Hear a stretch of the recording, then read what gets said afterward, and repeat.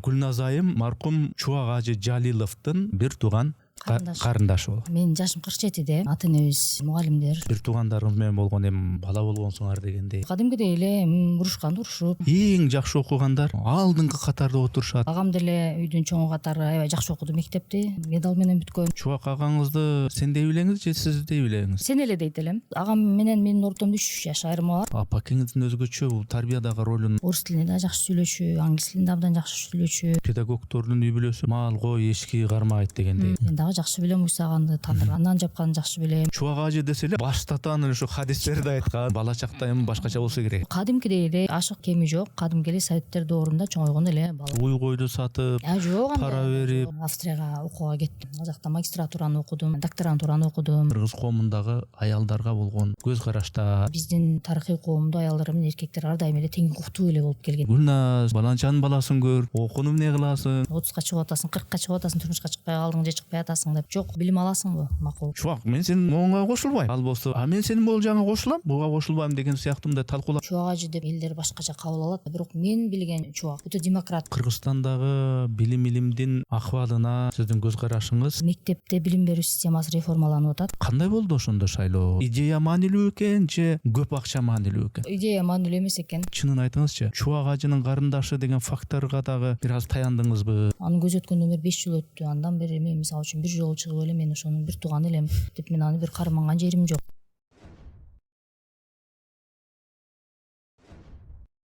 Урматтуу катталуучуларым, биз мамлекеттен же бир коммерциялык уюмдардан каржыланбайбыз. Мээнетибизди каржылай колдонуу каалоочулар үчүн эсеп капчыктарды, номерлерди жазып койдук. Урматтуу достор, катталганыңыз, бөлүшкөнүңүз, жакса жакты деп басканыңыз биз үчүн маанилүү.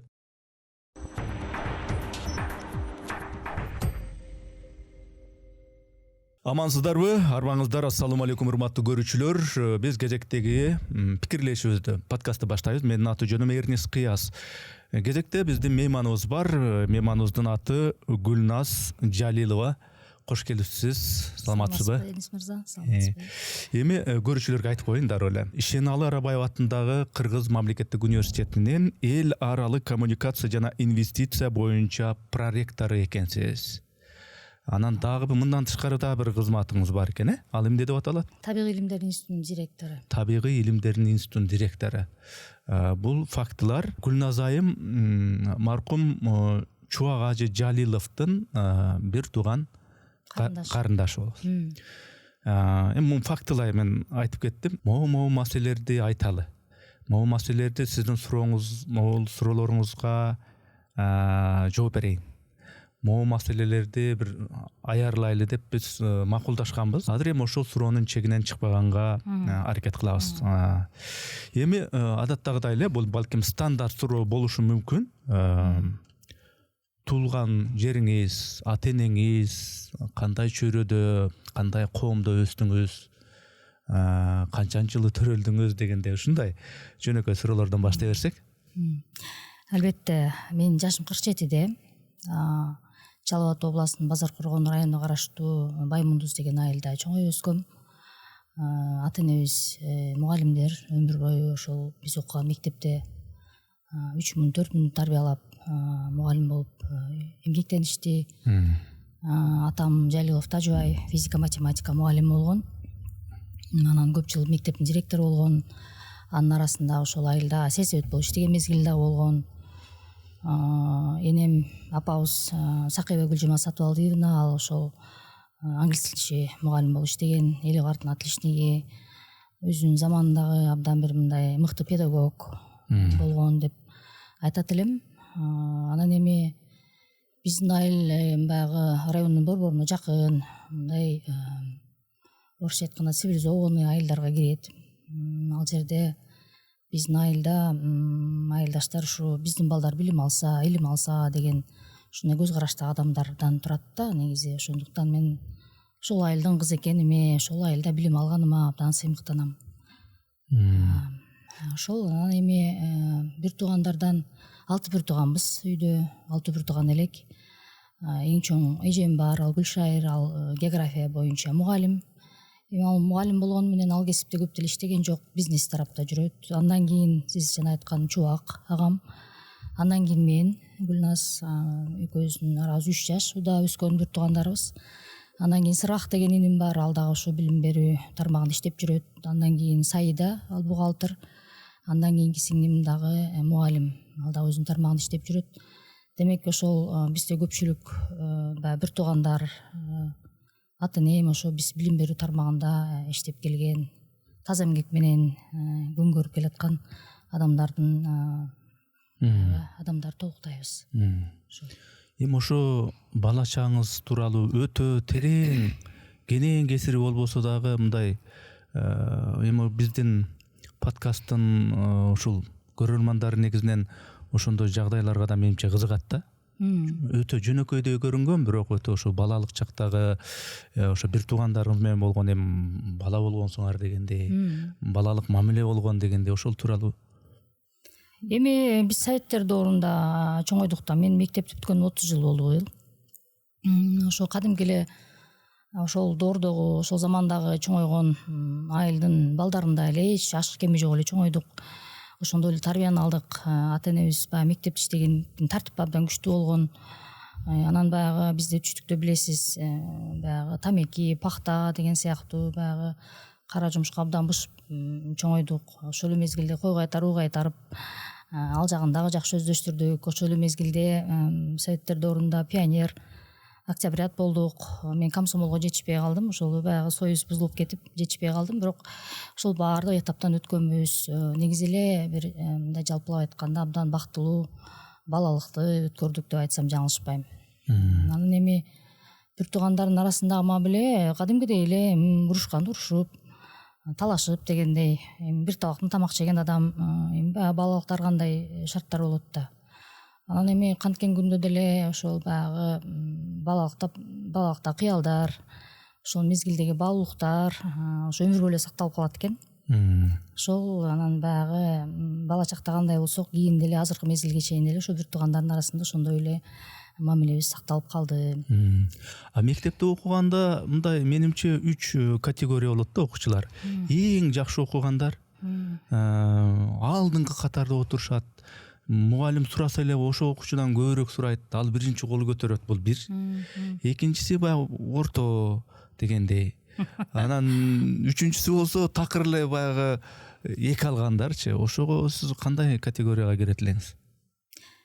Мен биринчи категорияда жүрчүмүн ар дайым эле. Эми бизде мындай да, ал мезгилде эми азыр мен өзүм анализдеп көрсөм, ошол биздеги баягы ата энем педагог болгон үчүн алардын өзүнүн мындай методикалары бар экен да. Сөзсүз түрдө ошол мектеп чагында эле ошол барып башка мектепке барып 1-2 жыл окуп, ошол чөйрө алмашып келсин, көз караш өзгөрсүн деген сыяктуу ошондой бир көз караштагы адамдар болгон экен. Анан чоң эжем таятты тайыныбыздын колунда өсүп калды. Анан эми баягы бир ата бир энеден туулган балдар болсо деле баягы чөйрөсүнө жараша көз караштардагы мындай кыял жорукта башкачараак калыптанат экен. Ал эже өзү бир аз эркерээк, башкараак өсүп калды. Анан ошентип үйдүн эң чоңу чубак агам болуп калды. Анан мен, анан кийин калган баягы бир туугандарыбыз. Анан бизге болгон талап, тартип башкачараак болду да. Анан ушул агам деле үйдүн чоңу катары аябай жакшы окуду мектепти, медаль менен бүткөн. Анан ошол 8 класста ал Ош шаарында Уркай Салиевада мектеп бар, физика математика багытында мектепке алып барып, ошол жерге 1 жыл окуп келген. Бул деген эми мектепте окугандагы эмес, максат ошол жердеги элди көрүп, жерди көрүп, өзүнүн чөйрөсүн көрүп, башкача көз жүгүртүүгө мүмкүнчүлүк жаратуу деген болсо керек го дейм. Андан кийин мен деле ошол бизде Базар Коргон районунун борборунда номер 1 Бөкөнбаев, Жомарт Бөкөнбаев атындагы жатак мектепке ошондой лицей деген ошондой чыккан. Ошол лицейге барып мен дагы 2 жыл билим алып келгем. Ал жердеги мындай ал жерде мектепте ошол биздин райондогу эң кыйынмын деген окуучулар топтолгон мектеп. Баягы көз караш, кулк мүнөз, калыптануу, чөйрөгө болгон мамиле ошол жерден башталат экен да. Ошол анан кийин эми кандай десем, ата энебиз мугалим болгон үчүн бизде мектепте тартип мындай сен мындай болушуң керек эле деп бир мындай калыпка деле салган эмес. Бирок эми баягы көрүп билип турабыз, алардын өзүн баскан турганынан, өзүнүн жумушунан көрүп биз дагы ошондой тактыктуу болушубуз керек деген принцип менен жашаганбыз да. Ошол анан эми бизден кийинки бир туугандар эле ошондой. Бирок эми кичирөөктөрү бир аз эркерээк болуп калды. Алар эми өтө деле мындай жакшы окубаса деле эми ортодон жогору жакшы бир категорияда жүрүштү. Эми баягы эркерээк болуп калат окшойт го дейм. Ошондой. Мисалы үчүн бир туугандар бар, аралыгы жыл аралыгы ар кандай. Бирок кээ биркилер мындай сен эле дейт. Агасын деле же эжесин деле мындай сен деп эле айтат да. Өн эрен төрөнү жок.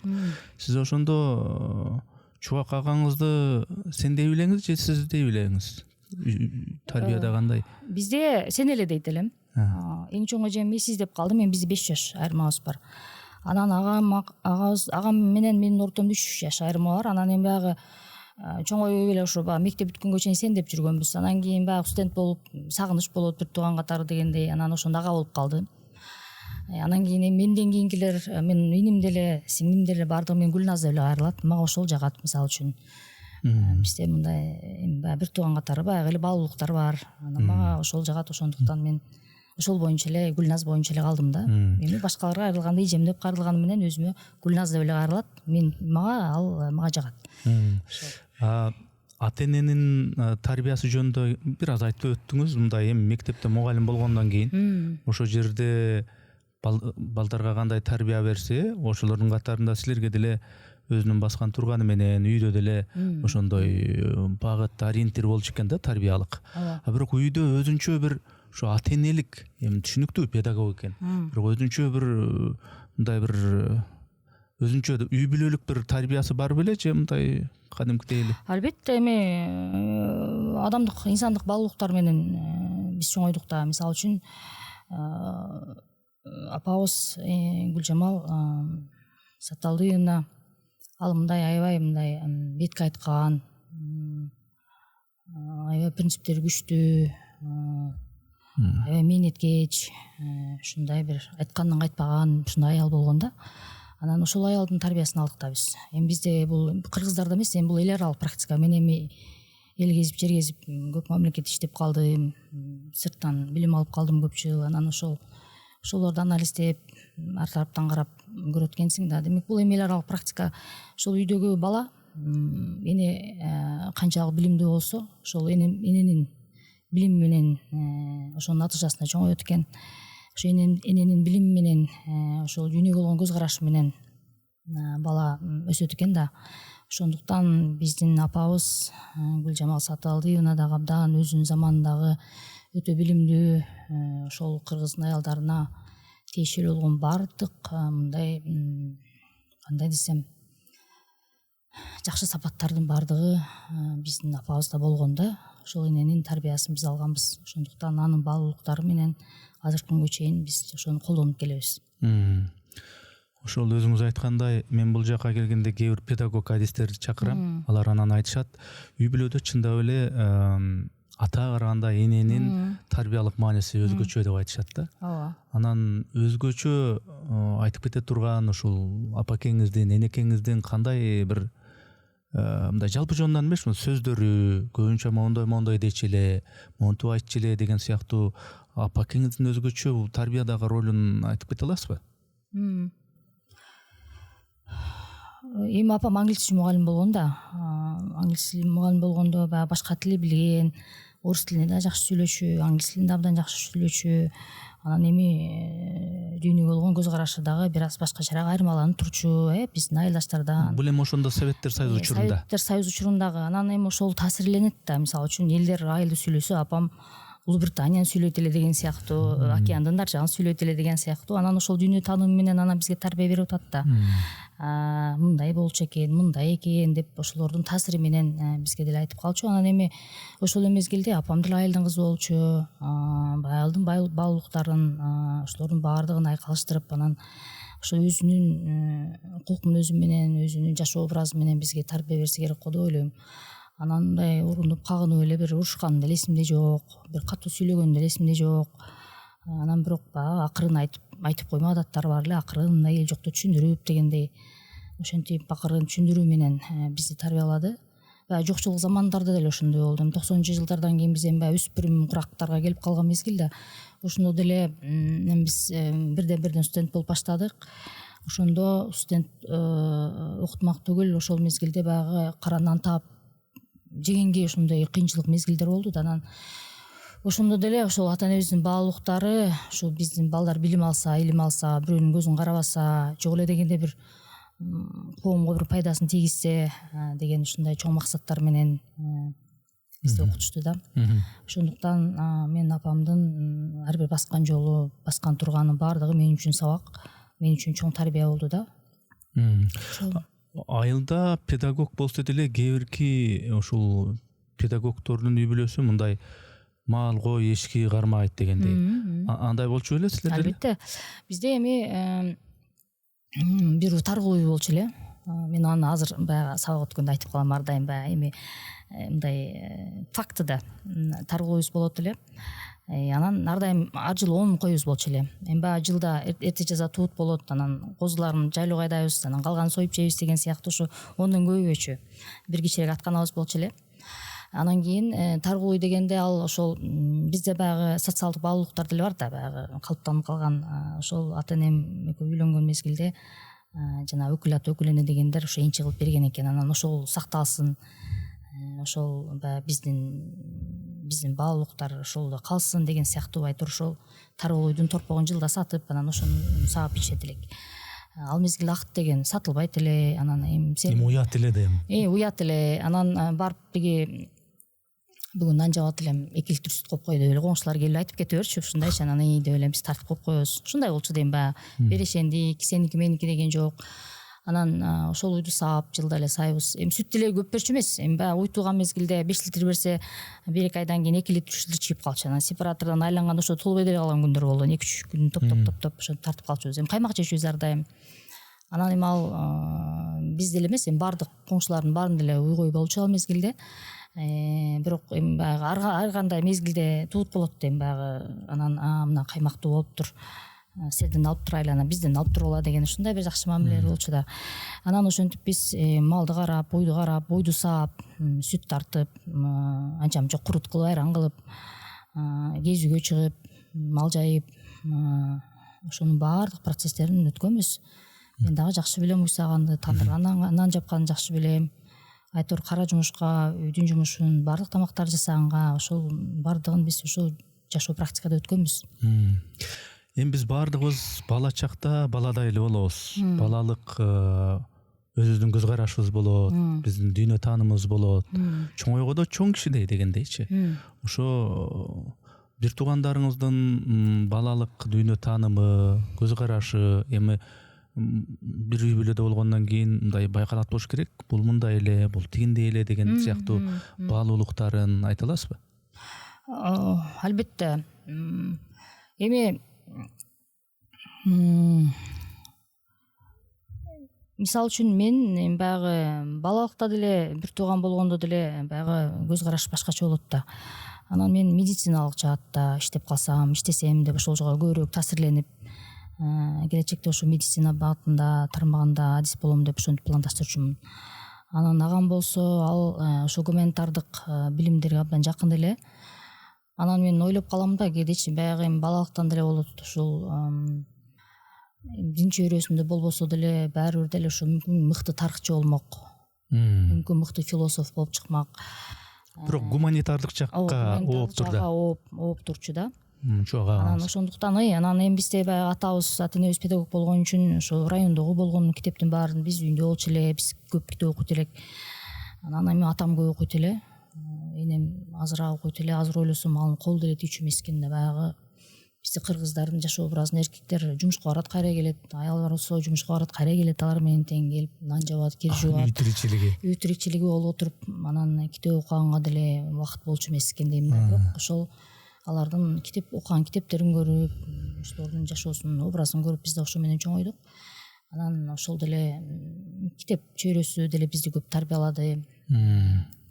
Анан андан сырткары биз чоң эненин тарбиясын дагы көрүп калдык. Эми чоң энебиз биз менен чогуу жашаган эмес, бирок уруяткан деген чоң энебиз бар эле абдан. Эми биз чоң энебиз биздин атабызды төрөгөндө ал өзү 40-ка жакындаганда төрөгөн экен.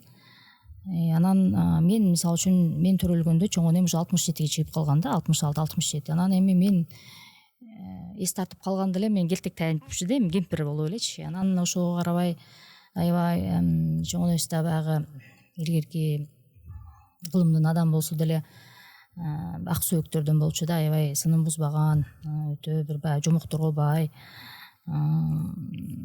ошол үрөөндө белгилүү жанагындай тери ашатып тон тиккен уз болгон экен да убагындачы. Анан ошол кишинин дагы көп таасирлерди алдык, тарыхый чыгармаларды, өзүн баягы кириллицаны тааныбаса деле баягы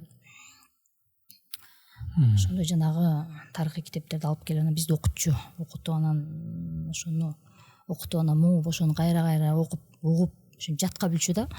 Анан эми балабыз да андан качып үйдө тегеренип качкан күндөрүбүз деле болчу эле, бирок ошолордун таасирлери абдан күчтүү болду дейм да.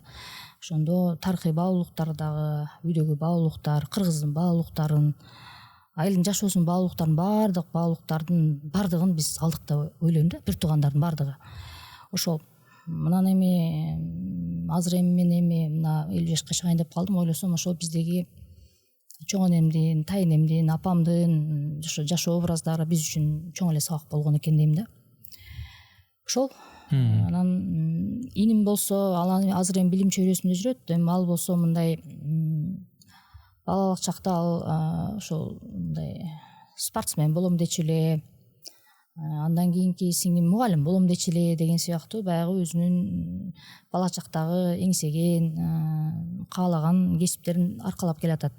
Анан ата энебиз сен жок, мен могу ушундай болом деп колуман келбей калды эле, ошол ишке ашыра албай калдым эле, сен ошол кесипти сен аткар деп эч качан таңуулаган эмес. Алар ар бирибиздин өзүбүздүн көз карашыбызга жараша, дүйнө тааныбыбызга жараша мамиле кылып, ошого жол түзүп, ошого мындай бизге шарт түзүп берди да. Ошон үчүн баардыгыбыз өзүбүз каалаган кесип менен иштеп келатабыз.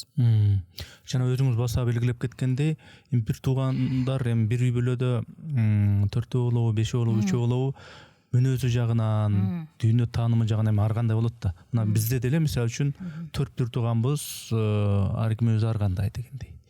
Саясат жөнүндө, дин жөнүндө, маданият жөнүндө, искусство жөнүндө пикирибиз айырмаланып турат да. Бул менче нормалдуу эле нерсе.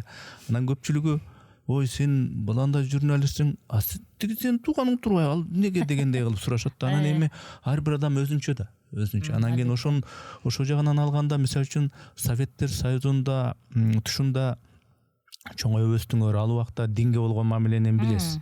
Атеизм болчу. Анан ошондо деле мисалы үчүн ошол агаңыз чубактын мисалы үчүн динге мамилеси кандай эле? Ал жакта эми ал учурда мындай медресе аны муну жок болсо, бирок анча мынча айылда баягы молдо сыяктуу кишилерге барып окутуп, сүфсүфтеп ошондой сыяктуулар бар болчу.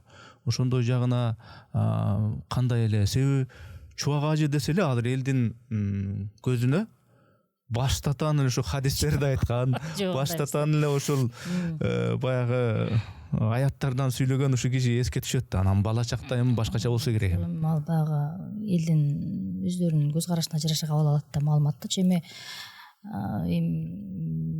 биз эми ушул советтик доордо өстүк. Агам болсо Шогушто белгилүү мектепте Урка Салиева билим алган. Мектепте медаль менен бүткөн, ошол советтик доордогу эң алдыңкы бүтүрүүчүлөрдүн бири болгон. Анан чет өлкөгө билим алам деп Турция, ал мезгилде ошо Турцияга барып билим алуу эми башталып аткан мезгил болгон. Ошол жака барып билим алам деди. Анан ошентип ушу дин чөйрөсүнө келип калды. Бирок эми балалык чакта биздин чоң энебиз айтып атпайм баягы илгерки кылымдын адамы болгон. Ал киши мындай намаз окуйт эле, анан кийин бизге деле окутат, үйрөтөт эле, биз деле Куранды үйрөнгөнүбүз, баягы анча мынча дуаларды үйрөтүп койгон, ошолорду баягы балалык чактан эле билебиз. Азыркы күнгө чейин карманып келем деле. Бизден деле баштан жакшылык жамандык өттү дегендей Куран түшүрүп дуа кылып турам мен деле. Баягы балалык чакта баалуулуктар буларчы.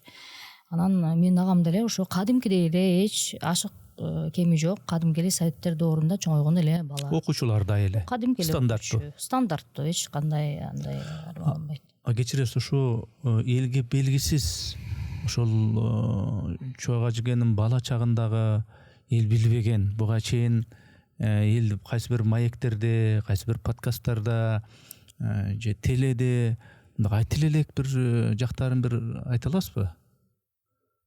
Баарын болбосо дагы биринекин. Эми чын айтсам мен ошол бардыгын эле көргөн жокмун.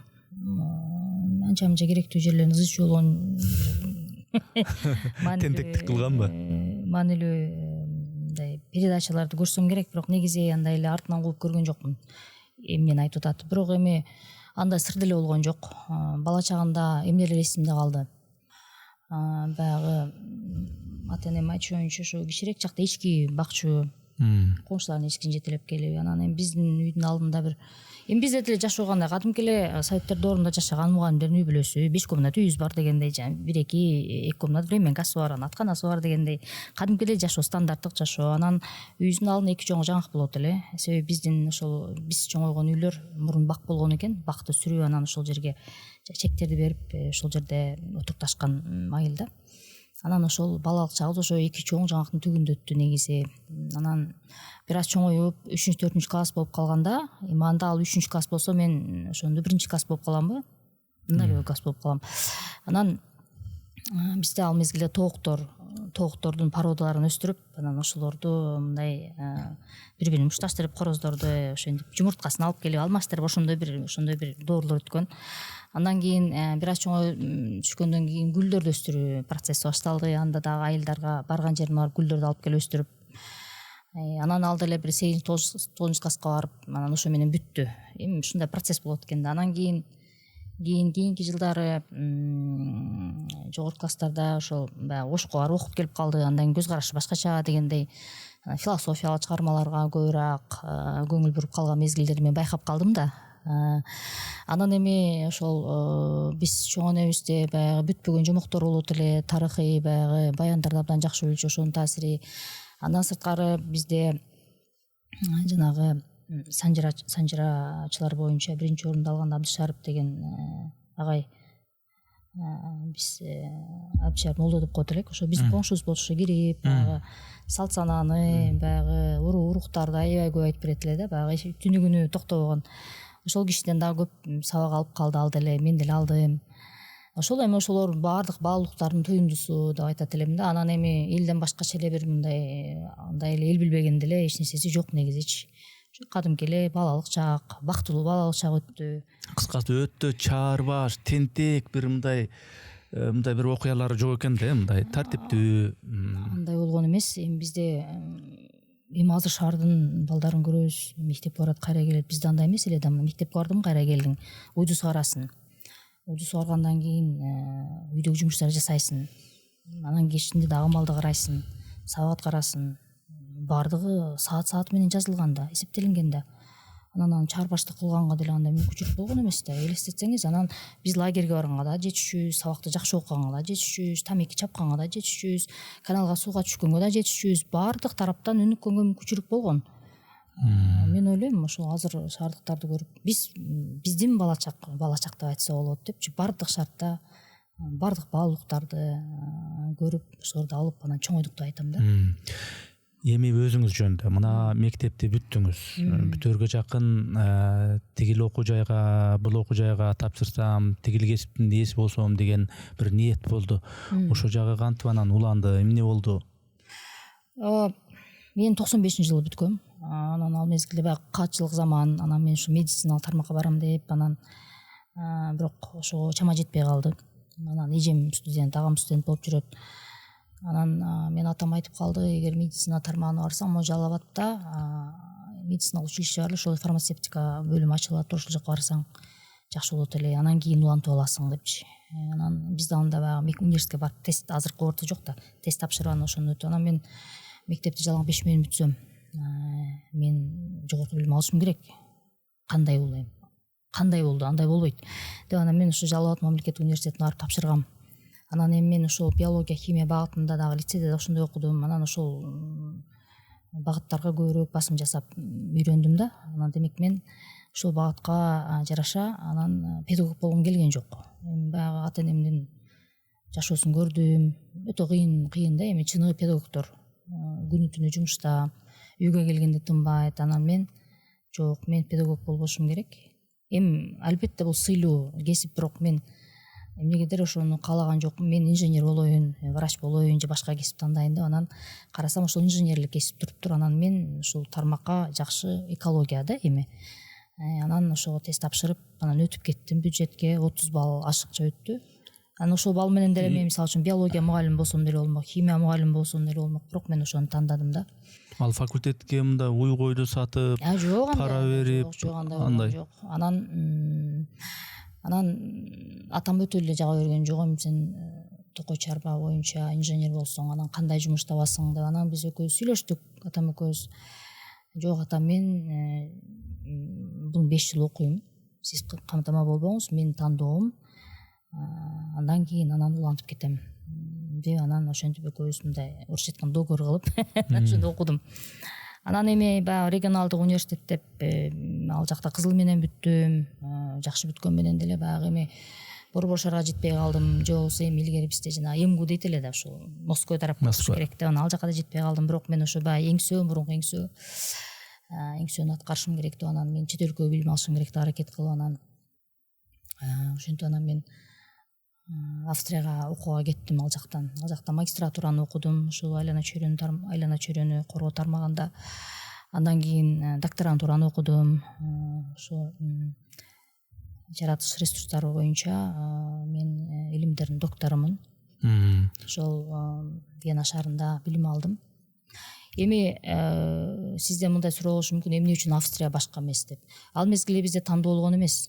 Кайсыл жактан мен стипендия алсам ошол жака кете бере турган болгом да. Мисалы үчүн мен Германияда 3-4 университетке тапшыргам, Америка Кошмо Штатында да 3-4 университетке тапшыргам, Австралияга тапшыргам. Эми англис тилдүү мамлекеттерде англис тилинде окуй ала турган мүмкүнчүлүктөргө жараша. Анан эми ошондо бир 15 университет кабыл алсаң, стипендия маселеси чечилбей, анан мен ошо Австрия мамлекетине стипендия утуп алып, анан ошол жака окуп калдым. Анан эми мен азыр эми баягы структура кандай өзгөрдү билбейм, бирок мен окуган университет айыл чарба боюнча айлана чөйрөнү коргоо тармагы боюнча дүйнөлүк деңгээлде 16 орунда турган рейтинг ошондо университет болчу. Ошол университеттен билим алдым көп жыл. Ошол университеттен алган билимим көз карашымды өзгөрттү. Мындай жаран катары түптөлдүм, профессионал катары түптөлдүм десем жаңылышпайм. Ошол.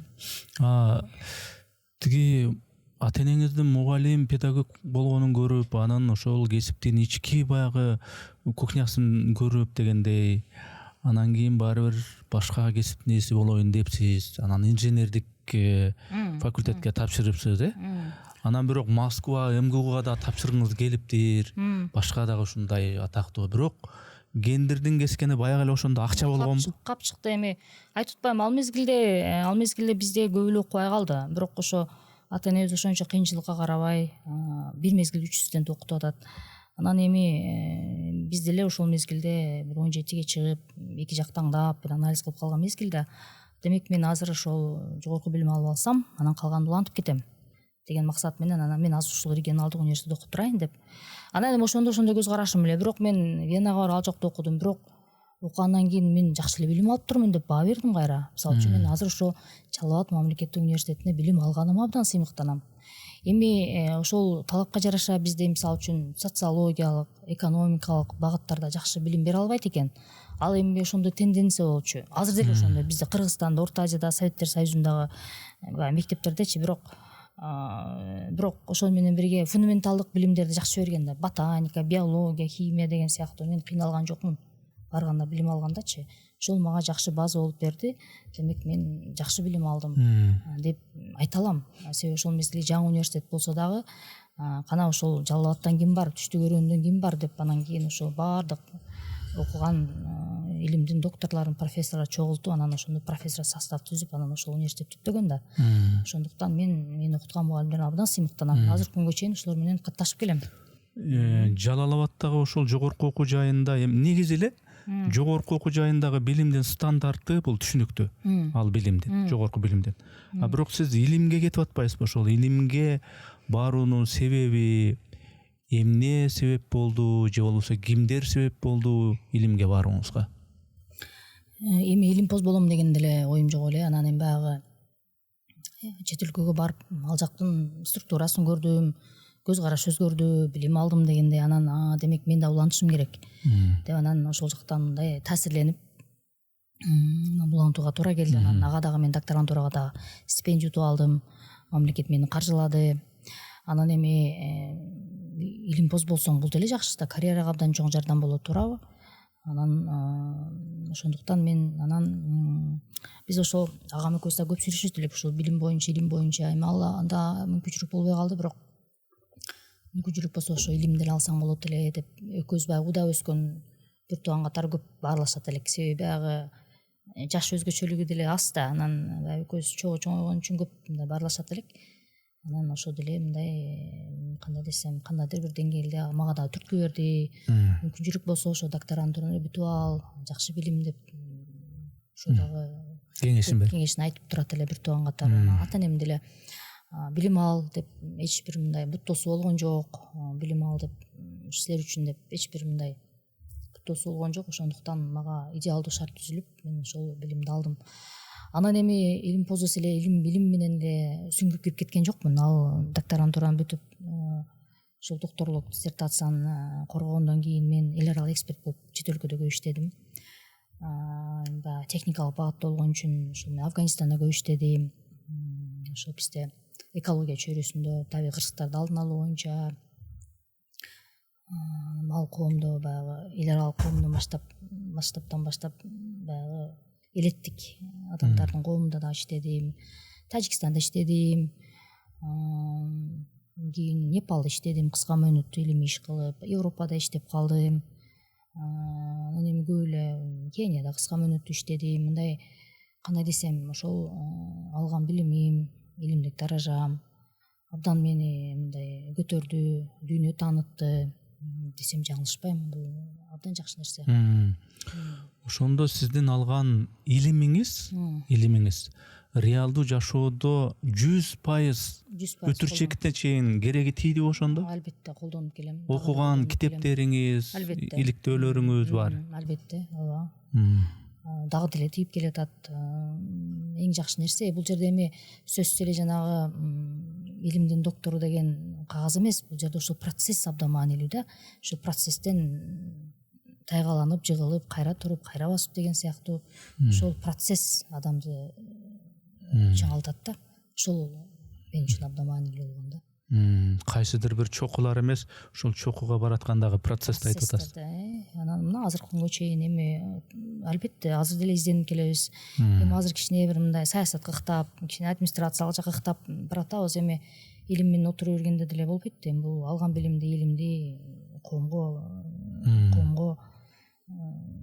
коомго таасири тийиши керек да, туурабы? Ошондуктан мен ар кандай багыттарда, ар кандай жанрларда иштетип келатам билимимди. Сиздин инсан катары, жеке инсан катары бул дүйнөгө болгон көз карашыңыз, дүйнө таанымыңыз кандай ошол жөнүндө кыскача? Эми дүйнө тааным дегенде кандай десем, эми мен мировоззрение деп коебуз го. Бул эми логикага таянат. Эми баягы бала чакта алган баалуулуктарга, кийин алган билимиңе, илимиңе, иштеген жериңе, ал жердеги маданиятты көргөнүңө, ошолордун баардыгы топтолуп келип туруп анан ошол дүйнө таанымды өзгөртөт экен да. Демек мен ошол өзүмдүн алган тажрыйбама, алган билимиме, алган илимиме таянып туруп анан кийин ошого жараша анан мындай иш тутам да. Ошого жараша менин көз карашым дагы мындай мүмкүн бир аз элдерге караганда айырмаланып турушу мүмкүн. Эми бул деген тажрыйба да, бул өткөн мындай процесс. Ошондуктан мүмкүн эми сиз үчүн кызыктар болсо керек, эмне үчүн чоң ажыдан бир аз айырмаланып турасыз деген суроону бергиңиз келип атат окшойт. Ооба. Бизде эми ошондой. Өзүнчө дүйнө таанымыңыз бар. өзгөчөлөнгөн, өзүңүздүн ошо чөйрөңүзгө, мамилелешкен адамдарга, жүргөн жерлериңизге байланыштуу. Албетте. Ошондой. Могу аялдар темасы жөнүндө сурайм. Негизи ушу аял кишилер келгенде ушул биздин Кыргызстандагы, кыргыз коомундагы аялдарга болгон көз караштар, калыптанып калган бир стереотиптер, балким салтка, менталитетке негизделген мындай болуш керек, мындай болбош керек деген сыяктуу ушул аял затына болгон көз караштарга пикириңиз. Жазылган мыйзамдар деген. Эми бизде үйдө мындай ата эненин өз ара мамилесинен деле башталат экен. Бизде ата энебиз тең укуктуу болгондо, анан кийин сен аялсың, сен үйдө иштебе, сен баланы багып отур деп апам антип отурган эмес. Атам экөө тең иштеп, толук кандуу иштеп, эртеден кечке чейин иштеп, кече болсо ал жака барып ырдап дегендей толук кандуу советтер доорундагы педагогдор болгон. Анан биздин деле дүйнө тааныбыз ошондон башталган да. Анан биздин үйдө деле сен кыз баласың, сен уул баласың деп бөлгөн эмес эч качан. Мен андай уккан эмесмин. Андай көрбөсөң баардык үйдө ошондой деп чоңоесуң да. Анан кийин анан бизде коомундай турбайбы деген анан ошондой көз караштар элди көрүп, журтту көрүп анан баамдайт экенсиң. Анан эми биздин коомдо баягы менталитет мындай, аял киши баардык жерде эмес, эми айрыкча айылдарда үйдө туруш керек, анан бала чагыш керек, бала багыш керек. Анан үйдө оорулуу бала төрөлсө деле аял күнөөлүү, үйдө нан жок болсо деле аял күнөөлүү, уул төрөлбөй калса деле аял күнөөлүү, анан үйдө ызы чуу болсо деле аял күнөөлүү деген ошого окшогон бир түшүнбөгөн көрүнүштөр бар. Анан бирок эми ал деле баягы мен ойлойм ошол инсандын, аялдын, жарандардын алган билимине, көз карандуу болот деп ойлойм. Ошондуктан мен ошол кээ бирки элеттик стереотиптерге кошула албайм, кошулган эмесмин, анан аларды колдобойм. Анан мен ойлойт элем бизде тарыхый чыгармаларда деле, бизде деле эми кыргыз аялдар ар дайым эркектер менен тең эле мындай дүйнөнү башкарып келген дегендей, аларга негизги насаатчы болуп келген. Биздин тарыхый коомдо аялдар менен эркектер ар дайым эле тең укуктуу эле болуп келген. Тең укуктуу деген сөз кийинче угуп атпайбы, бирок ошол эли шаркак болуп эле жашап келген да, ал биринчи экинчи сүрөт болбой элечи. Мен каалайт элем бизде келечекте деле ушундай болуп калса депчи. Анан эми азыр эми бул менин өзүм жекече көз карашым. Азыр эми баягы кичине бир мындай диний көз караштар пайда болуп, анан сен үйдөн чыкпа, анан сен анан тигиндей, анан мындай деген бир көз карашта таңуулоолор көбөйүп атпайбы? Мен ойлойм ушул эле башка жака буруп аткандай сезилет да, бул негизи туура эмес нерсе. Таңуулап көз карашын. Анан эми бака шака болуп ырдап күлүп эле жүрүшчү да биздин кыргыздар азыркыга чейин деле. Анан жок, эркектерге аралашпа, анан кошулба, анан ырдаба деген сыяктуу нерселер көп эле биз коомдо көрүп жүрөбүз да. Бул деген нерсе ошол менин оюмча бул туура эмес нерсе. Менин көз карашымда биздин кыргыздын кыздары ар дайым эркин болушу керек, ар дайым билимдүү болушу керек, ар дайым өзүнүн коомдордо болушу керек, алар кыздар саясатта болушу керек, үй бүлөдө өзүнүн бала тарбиелөө эне болушу керек деген сыяктуу ар тараптуу өндүгүшү керек деп ойлойм. Анан мен ошондой каалайт элем. Сиз өзүңүз айтпадыңызбы жана сөздүн башында, мен айылда эле өскөн кызмын депчи. Ооба. Анан ошо эми айылдагы кызды негизи айылдагы ата энелердин негизи басымдуу бөлүгү бул кызыбыз эми чоңоюп калды, күйөөгө эртерээк бериш керек дегендей ушундай түшүнүктөр мурда көбүрөөк эле, азыр билбейм кандай. Ошондой нерсе болдубу мындай? Гүлназ, эми ойго жеттиң, баланчанын баласын көр, түкүнжөсүн көр, окууну эмне кыласың деген сыяктуу. Жагандай болгон жок. Бизде мен атам жөнүндө сөз кылбадым окшойт. Атам дагы өтө билимдүү киши, мындай кыраакы киши. Анан ал өзү да жетим болуп чоңойгон. 2 жашында атасы өтүп кетип, анан өмүр бою баягы жетимчиликти көрүп, анан бизди бир башкача өстүрдү да, башкача тарбие берди. Анан айрыкча ушу кыз балдар билим алса экен деп турганда, анан бир дагы жолу таңуулоо болгон жок. Сен 25ке чыгып атасың, 30га чыгып атасың, 40ка чыгып атасың, турмушка чыкпай калдың же чыкпай атасың деп. Жок, билим аласыңбы, макул. Канчалык эмнени кааласа ошол платформа түзүп берди. Өзүнүн болгон насаатын айтты. Эми дагы деле албетте атабыз, апабыз дүйнөдөн өткөнүнө 9 жыл болду. Апанын ордуна апа. Анан эми кандай кырдаалда, кандай шартта болбосун мен атам менен кеңешем. Ал өзүнүн мындай өтө демократ, өтө билимдүү, илимдүү, өзүнүн заманындагы эң прогрессивдүү киши деп мен ушундай баа берем атама. Ошондуктан биз эч кандай таңоолуу болгон эмес, азыр деле таңоолабайт. Ошондуктан мен ойлойм бул ар кимдин өзүнүн тандоосу. Чубак ажыке тууралуу мисалы эми аны эл билбеген жактарын, башка көз караштарын бир тууган катары сиз билесиз да баарыбирчи. Эл болсо аны ушу диний жагынан гана көбүрөөк билет да. Ажыке, хадистер, чубак ажы мынтип айтты деп. Анан эми раз бир тууган болгондон кийин мындай өзүнчө дискуссиялашып. Албетте. Чубак, мен сенин моңуңа кошулбайм десе, ал болсо, мен сенин могул жагыңа кошулам, буга кошулбайм деген сыяктуу мындай талкуулар болчу эле, дин же башка темалар боюнча. Албетте. Эми баягы угда өскөн деп айтып калдым. Мен баягы тамашалап калчубуз. Анан өзү эле тамашакөй киши да. Тамашакөй бизде өз атабыз да ошондой киши. Анан кийин анча мынча таарынышкан мезгилдер деле болот. Кайра жарашып алабыз дегендей. Эми мындай көз караш баягы кыял деген окшош болот экен да. Эми мында сырттан анализ кылсам тез таарынмай адаттарыбыз бар. Анан кайра тез эле мындай таарыныш тарап, анан кудуңдап сүйүнүп алмай адаттарыбыз бар. Анан ал негизи бардыгыбыз деле бар экен.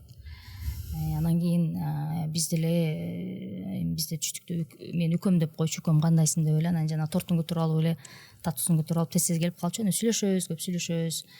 Анан эми мындай мен ушул дин чөйрөсүндөгү адаммын деп мага бир өзүнүн көз карашын таңуулаган эмес, эч кандай таңуулаган эмес. Эми мен аны шайлоодо көрдүм. Эми шайлоо боюнча деле мүмкүн сурайсыз, кийиндан кийин айтып берейин. Анан мындай болушу керек, андай болушу керек деп өзүнүн ошо дин жолундагы бир көз караштарын эч качан таңуулаган эмес. Эми дагы бир кайталайын. Анан биз эми сүйлөшкөндө көбүнчө илим боюнча сүйлөшөт элек. Эми биринчи маселе үй бүлө боюнча, кандай жүрөсүң, бишиң кандай болуп атат, тигил кандай деп. Анан андан кийинки ошол ошондой темалар болуп калса, көбүнчө мисалы үчүн менин илимим боюнча ар кимдин өзүнүн көз карашына жараша ушундай бир темаларда сүйлөшөбүз.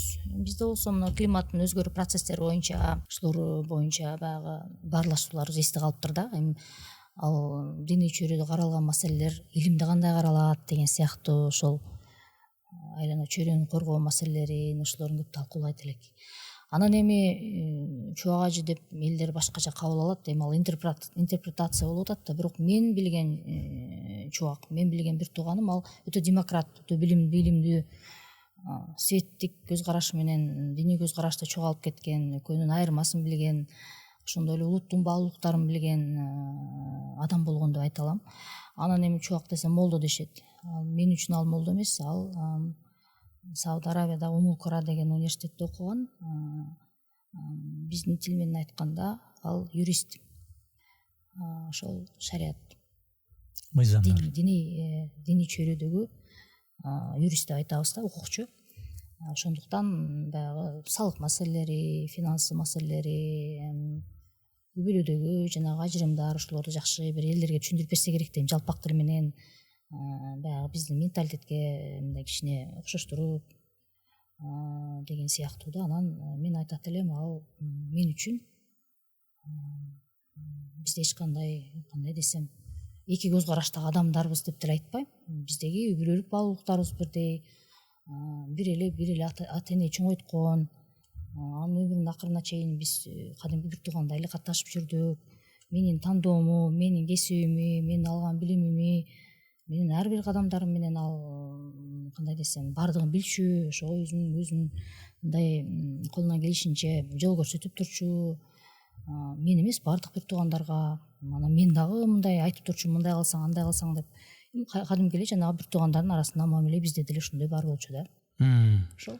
Өзү негизи мындай чубак ажынын баяндарын карасак, эл арасында мисалы үчүн мындай өтө деле ал деле мындай таңуулап айтчу эмес көбүнчө, бирок мындай альтернатива катары айтчу, мынакей деп. Баарын мындай кылбасаң мындай болот, мындай кылсаң мындай болот. Тандоо эркиңде. Акмак болосуңбу же башка болосуңбу, мындай эркиңде. Бирок шарият мыйзам мындай, хадис мындай деп айтчу да, мындай альтернатива катары. Анан эми мен дагы ушул өңүттө дагы бир суроом. Мисалы үчүн элге айтканда мусулмандарда мисалы үчүн энеси намаз окуп алса мынандай тозок жагы мындай болот.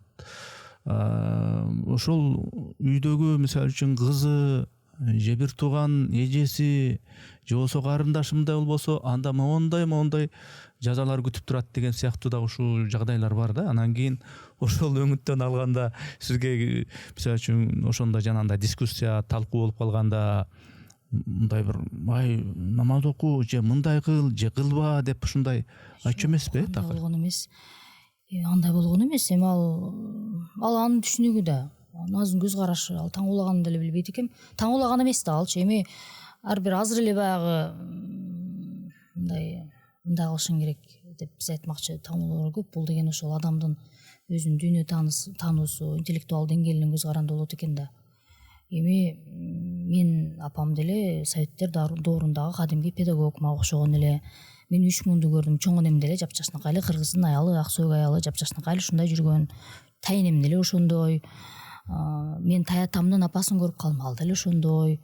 Эми дин деген деле диндеги баалуулуктар менен кыргыз элинин улуттук баалуулуктары окшош эле да. Мисалы үчүн жалган айтпа, бирөөнүн акысын жебе, ушак айтпа, бирөөгө кыянаттык кылба, доошуңду сатпа деген сыяктуу.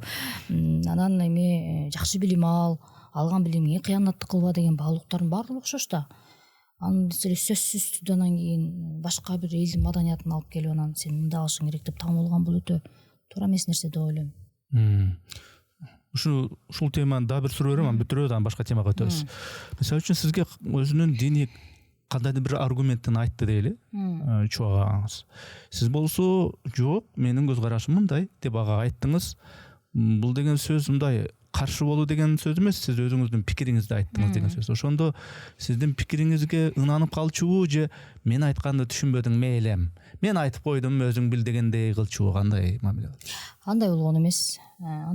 Ал мындай талкууну да уга билген, ушу талкууга да даяр болгон, анан бул дагы өзүнүн көз карашын айтып атат, илимде мындай экен деп ошол маалыматты кабыл ала билген адам болгон. Анан айтып атпаймынбы, жанагы климаттын өзгөрүү процесстери, айлана чөйрө, ошол маселелерде абдан көп суроолор жаралат эле. Анан ушундай бекен, эми бизде динде мындай каралат, бирок эми биздин нан таап жеген кесибиз ошо. Андан мындан кызыл гүлдөн кылып кооздоп кичине эмоцияны кошуп ушинтип айтып калабыз да деп айтып калган жерлери бар да. Бирок кандай болгон күндө деле, мисалы үчүн мен илимге таянган, билимге таянган адаммын. Ошондуктан мен бир тууганымы анын илимин сыйлайм, анын көз карашын сыйлайм. Бирок ошол эле моментте ал дагы менин көз карашымы, алган илимимди сыйлайт. Бизде баардыгы ошондой, бири бириз сыйлоо. Бизде тарбия ошондой. Анан эми мына парламенттик шайлоолорго да келип жеттик. Ага бир шымаланып билек туруп катышып көрдүңүз. Шайлоого катышуу деген эмне экенин, анын ички анча-мынча ички оюндарды, эл билген билбеген жагдайларды байкап көрдүңүз. Кандай болду ошондо шайлоо? Кандай практика болду бул нерсе сизге? Чоң сабак болду шайлоо. Негизи мен шайлоого бара турган өз планым бар эле. Эми бул деле жарандык жоопкерчилик да. Колуңан келип турса, көзүң жетип турса, анан ал жакта жагдайды көрүп турсаң, эмне үчүн мен барып ушул колуман келип турган ишти жасабаймын? Мен дагы жоопкерчилигиме аткарышым керек да деп анан аттандым. Эми аттанганда биз билбеген, мен билген жагдайлар абдан көп экен. Жана жазылбаган, көрүнбөгөн. Анан мен 12-чи округтан бардым шайлоого. Бизде ошол Базар Коргон району менен Сузак районунун экөөнү кошуп коюшту да. Мындайча айтканда, географиялык жактан эки бир мындай, кандай десем, эки сайдын ортосуна бир өрөөнү деле алып коюшту да. Анан эми арасы канча сааттык жол да. Эми шаарда шайлоолор 1,5 саатта аялдар кыдырып өтөсүн, а бизде болсо бир күн кечке жүрө турган жолдор деле болду. Анан эми ал жерде бизде 18 талапкер болду, баардыгын көрдүк, чогуу эле жүрдүк. Анан эми менин оюмча бизде биздин округда аукцион болду. Мен муну катталуучуларыма эле айттым, ачык эле дагы эле айтам. Мен бир да агитатор алган жокмун. Эми мамлекеттик кызматкермин. ошондуктан анан атам бир топ улгайып калган жашына карабай мен өкүл болуп берейин деп ал мыйзамдуу менин өкүлүм болуп жүрдү. Андан кийин ошол ыйгарымдуу өкүлдөр иштешти. Бирок эми эл даяр эмеспи, мындай бул шайлоо бул биздин келечек, бул баламдын, неберемдин келечеги, бул улуттун келечеги деген ушундай тарызда ойлонгон адамдар аз эле болду да. Ушуну кызыктуу жагдайлар деле болду. Мисалы үчүн эми бир экөөнү айтып берейин. Аттуу баштуу аксакалдарга барсак, эми биз бир аз кеч келип калдыңыз, алчусын алып койгонбуз, жетүүсүн жеп койгонбуз, сөз берип койгонбуз, эми аны шайлап беришибиз керек. Намыс дейт. Шайлабасак болбойт, сөз бергенбиз депчи. Анан ойлоносуң, ошол эле моментте ал өзүнүн жарандык намысы каякта? Балдарынын, неберелеринин келечегине балта чабып атат, ал каякта? Улуттун келечегине бут тосуп атат, ал каякта? Өзүнүн адамдык, инсандык жоопкерчилиги каякта? Деп таң калган жагдайлар деле болду да. Ошол анан мына азыр биздин округтан келген депутаттарды көрүп атасыңар, күндө элдерди зериктербей кандай мындай кереметтер менен чыгып атышат. Ошо. Ошондо сизде кандай бир тыянак пайда болду? Мындай реалдуу айтыңызчы. Шайлоодо утуш үчүн, жеңишке жетиш үчүн акча маанилүү экен? Көп акчаңыз болсо, мисалы үчүн. Же болбосо акча анча көп деле эмес, мындай жакшы идея болсо, жакшы бир сүйлөй турган, сизге ушундай бир сүйлөп элге жеткизе турган бир аянтчаларды түзүп берсе, анан эл чогулса, анан ошол жерде сиз жакшы бир идеяны айтсаңыз, эл ушундай эле элжиреп эле, угуп эле, эрип кетип эле, ушундай бир идея маанилүү экен, же көп акча маанилүү экен?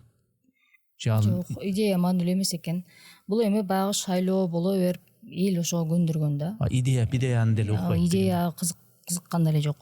Мисалы үчүн ар бир айыл аймакка ошол администрацияга байлаган ошо талапкерлерге уюштуруп бересиңер деп. Анан биз 8 айыл аймак ошолорго бизге уюштуруп берип атышты. Эми келген адамдардын 80% эле агитаторлор.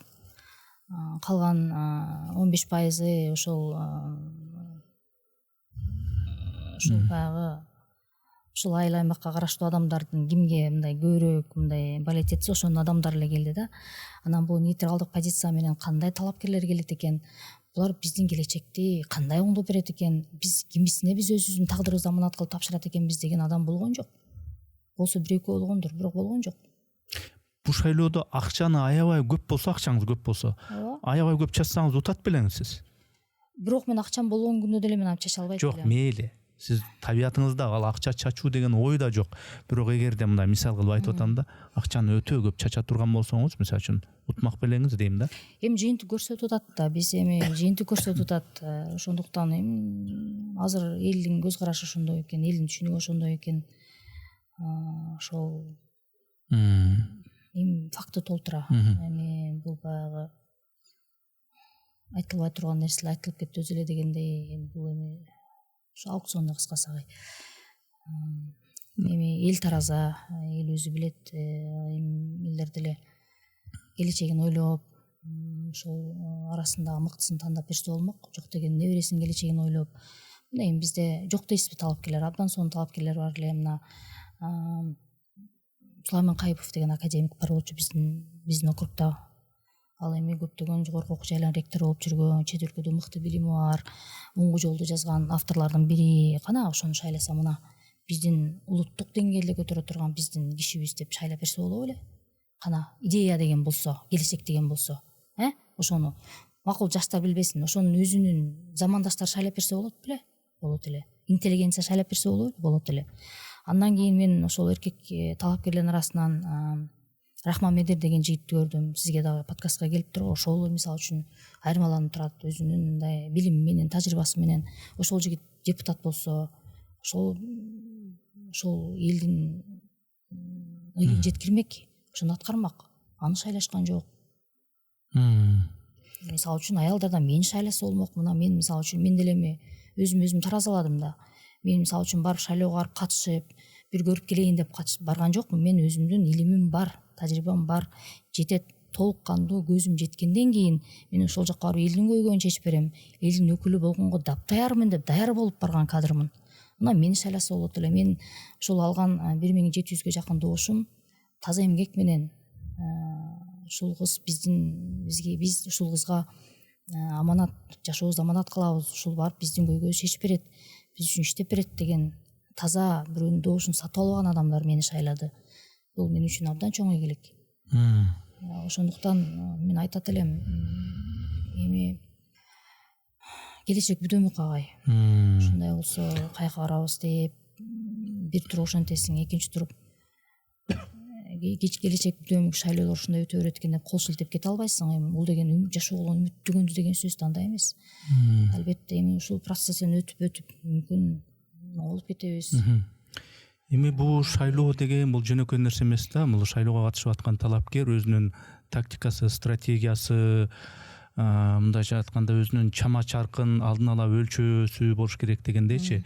Сиз ошондо мындай чынын айтыңызчы, сиз ошол өзүңүздүн округуңуздагы сиздин аброюңуз, ошол жакта жашап аткан элде кадырыңыз кандай, реалдуу түрдө кандай деп ойлойсуз? Өзүңүз бул борбордо иштеп атсаңыз, ал жактагы элде кадыр баркыңыз кандай эле, же болбосо дагы бир андан дагы түзүрөөк айтсам, Чубак ажынын карындашы деген факторго дагы бир аз таяндыңызбы? Эми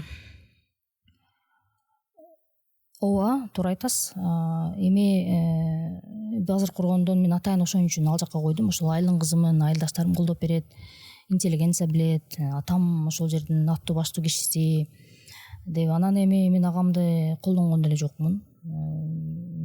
Эми экөөбүздүн чөйрөбүз эки башка, көз карашыбыз башка деген сыяктуу. Эми баягы шайлоодо болот экен да, бир туугандары кийим, ата энеси кийим деген мезгилде мен эми айттым, алып туура. Бирок мына эми анын көзү өткөндөн бери 5 жыл өттү. Андан бери эми мисалы үчүн бир жолу чыгып эле мен ошонун бир тууганы элем деп мен аны бир карманган жерим жок. Ар ким өзүнүн жашоосу менен дегендей. Анан эми шайлоодо ошондойлор болду, албетте. Мүмкүн анын деле таасири тийгендир. Бирок мен элге тааныштырганда деле ошонун бир тууганы элем деп айткан деле жокмун. Акыркы күндөрдө ошо базар коргондо мен эмес, мени менен жүргөн талапкерлер айтып башташты. Анан мен деле бир тууганым эле го деп айтып калдым. Мен анын деле албетте бул шайлоодо анын деле бир орду бар, албетте. Четке какпайм. Ал деле жардам болду окшойт, атамдын, анан биздин тууган урук деле жардам берди. Бул деле эми ошо шайлоо процессиндеги бир инструмент экен да. Көзгө көрүнүп турган нерсени ушундай болуп атат деп сын айтканга келгенде кимдир бирөөлөр ашырып айтат, кимдир бирөөлөр жакындаштырып айтат, бирок айтат, мындай жакшы айтабыз да негизи. Бирок ошол эле учурда ушул шайлоолорду мындай болтурбаш керек. Бул өзү шайлоо деген таптакыр башкача өтүш керек эле. Анын үчүн мындай кылыш керек деген мындай конкреттүү бир сунушуңуз барбы? Эмне кылыш керек эми? Эми шайлоо азыр эми партиялар эмес, жеке адамдар көбүрөөк барып таза өтөт деген шайлоого ишенип барганбыз да. Бир мандаттуу. Анан десең эле баягы эл даяр эмес экен да. Эми ар бир үйгө барып контролдош кыйын да, мамлекетте элечи. Деле анан эл даяр эмес. Бирок мен ойлойм, эгер ушу боюнча кетсе кийин 5 жылдан кийин мындан дагы начар болот. Бул эми барып элдин интеллектуалдык деңгээли, көз карашына барып таянып атпайбы? Анан эми мен ойлойм, азыркы бизде коюшку заманда биздеги жаңы коом өсүп келатат. Алардын көз карашы кандай билбейм, бирок мен мындан кийинки 5 жылдык шайлоо мындан дагы төмөндөйт деп айтам да. Ошо укмуш болуп, керемет чудо болуп кетпейт дегендей. Кетпейт, андан дагы төмөндөйт. Анан эми мына азыркы парламентти көрүп атасыз. Ал үчүн мыктысын шайлаганда ошо эл өздөрү тандап атпайбы? Эл ошолор тандады, буткосун жеди дегендей. Анан эми ошондуктан мен биздин округга мен ошондой баа берет элем, аукцион болду депчи. Башка округтарды карап анализдегенге убакыт болгон жок. Эми ал шайлоодо да хайп деген нерсе болот экен. Анан эми журналисттер чыгып, блогерлер чыгып, ар кандай сындарды айткандар болду. Анан аларды угуп алып бизге дагы атака жасагандар болду. Анан оронду албаптыр, анан кийин элдин астына чыкпай эле койбоптур дегендер болду. Аябай көп. Анан жана личкаларга да жазгандар болду. Анан таң каласың, бул адамдар эмнени ойлоп атат? Биз эми кыргыз болсок, биздин атамыз заманында кандай болгон көрүнүштөр болбосо, эми өздөрүнүн бир мындай кабыл алган интеллектуал деңгээлине жараша бир образ жаратып анан образды мага таңбалагандар деле болду да. Эми бул кандай деген, мен кыргыздын кызымын, мен да кыргыздын жаранымын, менде өзүмдүн илимим бар, билимим бар. Анан чубактын бир туугандысы эле, анан башкача элестетип эле алардын өзүнүн көз карашы да. Ошондой жагдайлар болду, таңбалагандар аябай көп болду. Анан эми эртелеп капа болосун, анан айтат элем ошо адамдаргачы, андан көрө кичине китеп окуп, мындай кругозорду кеңейтип, дүйнө тааныгыла деп айтат элем да. Эми билим жагына кайталы. Сиз эми билимдин, илимдин адамысыз. Ушул Кыргызстандагы билим илимдин акыбалына сиздин көз карашыңыз аны мүмкүн болушунча азыркыдан дагы мындай мыкты кылуунун, сапатын арттыруунун жолдору кандай деп ойлойсуз? Эми бизде билим берүү системасы азыр жаңы стандарттар түзүлүп, мектепте билим берүү системасы реформаланып атат. 12 жылга өтүп атабыз. Менин оюмча бул жакшы нерсе. Бул эми эл аралык баягы өнүгүүнүн эң жакшы бир этаптарынын бири деп айтсам болот.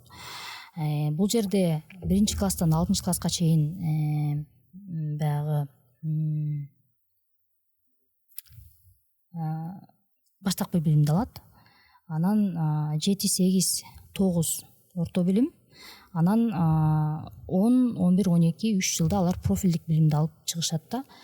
Теориялык жактан бул абдан жакшы. Эгерде практика жүзүндө ушул системаны биз толуктандуу мектептерге өткөрүп, ошону ишке ашырып алсак, бул өтө жакшы нерсе. Бунун жемишин биз 5-6 жылдан кийин, 10 жылдан кийин көрөбүз деп айта алам. Бул жакшы багытта кетип атабыз. Ал эми жогорку окуу жайларында мен эми өзүм деле бул системада иштеп жүрөм. 2 жылдык убакыт текке кеткен дейди. Баягы эле физкультураны окуйт. Да баягы эле тарыхты окуйт. Кайра эле мектептин программасын кайталайт. Кыргыз тилинен орус тили. Менин оюмча ошол 2 жылдык кетирген убакытты, энергияны алып салуу эле өнүккөн өлкөлөр сыяктуу эле ошол профилге көбүрөөк кайрылышы керек. Макул чет өлкөдөн келген студенттер эгерде кыргыздын тарыхын билбесе, кыргыздын географиясын билбесе, аларга милдеттүү түрдө курстар берилсин. Бирок бизде баягы кайра эле кайталап окутуп берүү бул өтө туура эмес. Ошондуктан мен ойлойм, эгерде биздин мамлекет билим берүү системасы алдыга жылабыз десек, сөзсүз түрдө ушул маселени карап, жогорку билим берүү системасын реформалаш керек да. Эми карапайым эл атайын адистеринин тилин баягы жашыл экономика десе дароо эле эмеге чак этип түшүнүп калбайт. Ошон үчүн элге жатык тил менен, айрыкча айылдыктарга жатык тил менен бул жашыл экономика деген өзү эмне, аны эмне менен майга сүйкөп жейби, чай менен ичеби дегендей, ошону жөнөкөй тил менен түшүндүрүп берсеңиз. Албетте, эми бизде улуттук деңгээлде программа иштеп атат. Анан сиз айтмакчы жашыл экономика десе бир мындай кол тийбестей, акча менен эле чечиле тургандай бир түшүнүктүү болушат да. Бирок андай эмес. Ал жашыл экономика деген бул ошол жакшы жашоого умтулуу менен, капчыкты толтуруу менен, жашоону алдыга жылдыруу менен, ошол эле мезгилде биздин айланага, чөйрөгө тийгизип аткан терс таасирибизди азайтып жашоо деген эле сөз. Мындайча айтканда жашыл жашоо деген сөз да, биздин келечекте дагы биздин табигый ресурстар келечекке калсын деген сөз. Анан эми элеттик жашоодо кандай? Биз бир эле университеттерде студенттерге сабак окутуп эле калбастан биз көптөгөн дыйкандар менен иштейбиз. Мисалы үчүн мына Баткенде биздин агротокойчулук боюнча долбоорубуз бар. Мугалимдерме тренинг өтөбүз, жада калса министрликте иштеген эксперттерге өтөбүз. Анан бул жерде мисалы үчүн бир дыйкан үчүн жашыл экономика эмне? Бул канткенде мисалы үчүн мен күрүч өстүрүп аткан болсом, күрүч өстүрүү процессинде мен кантип ошол күрүчтөн жакшы пайда табуу менен айлана чөйрөгө тийгизип аткан терс таасирим азайтам. Ошол эле мезгилде кантип сууну экономдойм, сарамжалды пайдаланам деген сөз болот да. Ушул сабаттуулук, сабаттуу мамиле кылуу экологияга. Ооба, экологиялык түшүнүктү кичине жакшыртуу менен, агротехникалык билимди кичине өркүндөтүү менен эле ошол жашыл көнүмдөрдү калыптандырып эле жашаса болот деген сөз. Анан балдар үчүн деле мисалы үчүн күнүмдүк жашоодо мына мисалы үчүн суу шарылдап агып атат, эртең менен чиң жуйсуң дегенде анан ачып кой, жаап кой. Бул деле сарамжалдык, бул деле жашыл экономика. Душка түшкөндө деле күнүмдүк жашоодо мисалы үчүн шаарда баардык студенттер автобуска чыгып келе, жок, автобуска чыкпай жөө эле кел. Мен жөө эле жүрөм, мисалы үчүн мен унаа айдабайм. Азыр такси менен келдим, убакыттар болуп калды негизи. Бирок мисалы үчүн бир жылда ошондой кичинекей эле бир кичине машинаңыз болсо, ошол машинадан жок эле дегенде сиз 2 тонна көмүрчүл газды атмосферага чыгарасыз да, шаардын ичинде эле. Анан эми бизде ошондой көз караш ошондой да, жок, мындай кичине акчаң болсо, сөзсүз машина. көрсөткүч катары жүп пайдалаш керек. Жүп, бир жүп мисалы үчүн мындайча айтканда 10 тонна көмүрчүл газды атмосферага чыгарат да. Анан эми аны айтпаганда деле биринчиден ал эконом кылат да. Мисалы үчүн бир точкада экинчи точкага жетиш үчүн сөзсүз эле бир кичинекей унаа менен деле барсаң болот да, туурабы? Бул деген биринчи экономия болуп атат. Андан экинчиси, сен ошол жерде канча экологияны, атмосфераны булгап аткан көмүрчүл газдын атмосферага чыгарып аттың эле, чыгарбай калдың, туурабы? 10 тонна чыгарган газ менен 2 тонна чыгарган газдын чоң айырмасы бар да, туурабы? Ошол сыяктуу ушундай күнүмдүк жашоодогу бензинге мынча акча кетти, муну экономдосоң болот эле, анан ошол эле мезгилде экологиялык да пайда келтирип атасың деген. Демек ар тараптан сабаттуу мамиле жасоо. Сабаттуу мамиле жасоо күнүмдүк жашоодо. Ошондой мисалдар менен эле биз түшүндүрүп беребиз да.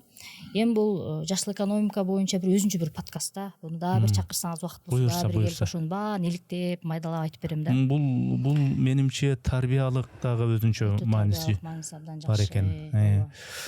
Эми биз буга чейин сүйлөшкөндө мына Париж келишими боюнча да бир роз бир айтып койсом дедиңиз эле. Ушул боюнча дагы бул Париж келишими өзү эмне, Кыргызстанга эмне пайдасы бар мунун, ошол боюнча? Париж келишими ошол 2005 жылы ошол климаттын өзгөрүү процесстерин алдын алуу боюнча ошол көптөгөн өлкөлөр биригип, анан ошол инициативаны башташкан, келишим түзүшкөн. Анан эми биздин мамлекет дагы эгемендүү мамлекет катары ошол келишимди 2019 ратификацияланган. Ошонун негизинде бизде жашыл экономиканы өнүктүрүү боюнча бизде программа иштеген 2018 жылдан 23 жылга чейин. Азыр 2024 жылдан 28 кийинки 5 жылга бар да, 28 жылга чейин дагы программа иштеп атат. Бул жерде ошол биз дагы башка өлкөлөр катары эле биз дагы өзүбүздүн атмосферага чыгып аткан газдарыбызды азайтуу менен туруктуу жашоого умтулалы деген сөз да. Демек бул кандай түшүндүрүлөт? Жылда ар кандай тармактардан атмосферага газ чыгат. Ал бир эле көмүрчүл газ эмес, ал жерде метан бар, азот кычкылы бар деген сыяктуу. Анан эми илимде алардын баардыгын эсептеп, көмүрчүл газдын эквивалентин эсептеп коет. Анан жылына 20 миллион тонна газ чыгат мисалы үчүн. Ошо газ, анан ошол чыккан газды ошондо бизде мында мамлекет эсептейт, анын жарымы бизде токойлордон, өскөн дарактардан кайра өзү менен өзү баланс болуп кетсе, ошондо 10 миллион депчи, 10 миллион тонна деп. Бирок анан ошону ар бир жарандын башына бөлөт да. Ошондо демек, мисалы үчүн бир кыргыздын жараны жылына 1,5 тоннага жакын көмүрчүл газды атмосферага чыгарып булгап атат деген сөз. Демек биз ушуну азайтышыбыз керек. Азайтыш үчүн сөзсүз түрдө жашыл көндүмдөрдү калыптандырып, көмүрдү азыраак жагып, же болбосо башка альтернатив жолдорун алып, анан ошого бизге климаттын өзгөрүү процессине кошуп аткан салымды азайтайлы, терс таасирди азайталы. Ар бир жарандан бөлүнүп чыккан баягы көмүрчүл газын ошонун көрсөткүчүн азайталы деген бул түшүнүк да, ошол келишим. Ошол менен түшүндүрүлөт. Эми соңку жыйынтыктоочу суроо, Кыргызстандын ичиндеги ички саясатты, ички адамдардын мамилесин, мейли ал менталитетке байланыштуу, салт санаага байланыштуу мамилелерди сиз мындай кабарыңыз бар, көрүп атасыз. Ошол эле учурда илимде жүрөсүз, илимдин адамысыз, окуу жайдын ар кандай процесстерине аралашып жүрөсүз. Ушу элдин арасындагы, мисалы үчүн, өлкөнү монткенде көтөрүш керек деген сыяктуу, бизге моундай идеология керек деген сыяктуу пикирлерди угуп жүрөбүз. Саясатчылардын, парламенттеги, өкмөттөгү пикирлерди билесиз. Суроо эми ушул өлкөнүн алдыга жылышы үчүн Кыргызстандын ар бир жаранынан кандай бир нерселер талап кылынат, кыскача айтканда? Бизде эми эгемендүү демократиялык өлкө да. анан демократия десе баардыгы кырып эле чыгат, бирок ошол эле мезгилде жарандык жоопкерчилик деген чүнүк жок болуп атат да. Ошондуктан мен айтат элем, эң негизги биздеги азыркы жетишпей жаткан нерсе бул жарандык жоопкерчилик депчи. Бул мен ушул мамлекеттин жаранымын. Мамлекет менин укугумду коргоп берип атат, бирок мен жаран катары мен дагы өзүмдүн жоопкерчиликтерим бар. Ошону аткара билишибиз керек. Мамлекетте тартип сакташыбыз керек. Ошондо гана биз алдыга жыла алабыз да. Мына шайлоо деле бир көрсөттү. Ошол мен жоопкерчилик деп айтат элем. Ошол процессте могу дин маселеси, ыйман маселеси, айрыкча ислам фактору ошол процесске жардам берүүчү бир каражатпы же мындай тоскоол болуучу? Менин көз карашым мындай. Биз эми ислам азыр эле келип калган жок да. Биз мындай жашап келгенбиз, жашап келатабыз дагы деле. Анан өзүбүздүн баягы тутунган динибиз бар буга чейин. Жолубуз бар дегендей. Жолубуз бар дегендей. Анан бизге башка элдин бир маданиятын мындай таңуулоо, массалык түрдө, агрессивдүү түрдө таңуулоо деген бул туура эмес. Анан биздеги жанагы диндеги деле, биздин улуттук баалуулуктарда деле баардыгынын принциптери окшош. Жана биз жогоруда айтып кеттик да. Жакшы эмне, жаман эмне баары окшош. Принциптери менен, улуттук баалуулуктары менен, оңуу жолдун негизинде деп өзүбүз ошондой алдыга жылсак, бул эң жакшы нерсе болот. Ошондуктан мен айтат элем, биздин мамлекет сеттик мамлекет боюнча калса, өркүндө өссө, ар бир туулган бала жакшы бир улуттук нарк менен чоңойсо, бала бакчада ошондо өссө, орто мектепте дагы бир жакшы бир ошондо баалуулуктар менен билим алса, ар тараптуу базалык билимди алса, анан келечекте дагы бир жакшы ушул мен кыргызмын, Кыргыз Республикасынын жаранымын деп ушинтип мындай жүрөгү менен мактана турган атуулдар тарбияласак биз үчүн эң жакшы нерсе. Анан эми дин деген бул келип кетүүчү нерсе. Улут калышы керек да, биз улутпуз да. Мамлекет деле келип кетүүчү нерсе, бирок Кыргыз канча кылымдан бери улут болуп келатат. Улутту сактап калыш үчүн биз сөзсүз түрдө азыр 21-кылымдагы биздин эң негизги маселе жоопкерчилигибиз курсактан башка бул улутту улут кылып кийинки муунга беришибиз керек. Демек биз ошо улут качан берилет? Улуттун тили болуш керек, өзүнүн кадыр баркы болуш керек, баалуулуктары, нарктуулугу, ошонун баардыгы кийинки муунга өткөрүп бергенде биз өзүбүз ошо жашоо процессине колдонуп, бала чакага көрсөтсөк, анан кийинки муун уланат.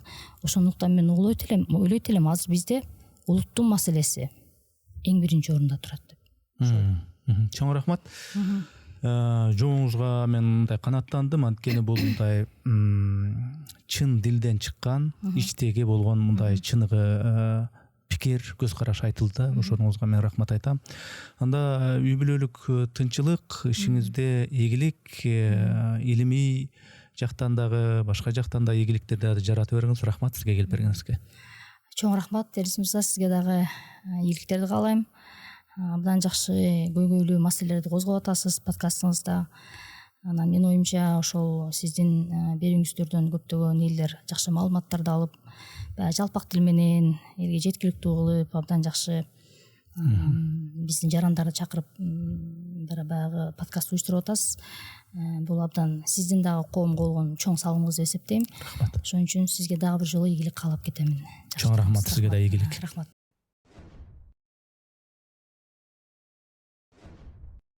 Урматтуу катталуучуларым, биз мамлекеттен же бир коммерциялык уюмдардан каржыланбайбыз. Мээнетибизди каржылай колдонуу каалоочулар үчүн эсеп капчыктарды, номерлерди жазып койдук. Урматтуу достор, катталганыңыз, бөлүшкөнүңүз, жакса жакты деп басканыңыз биз үчүн маанилүү.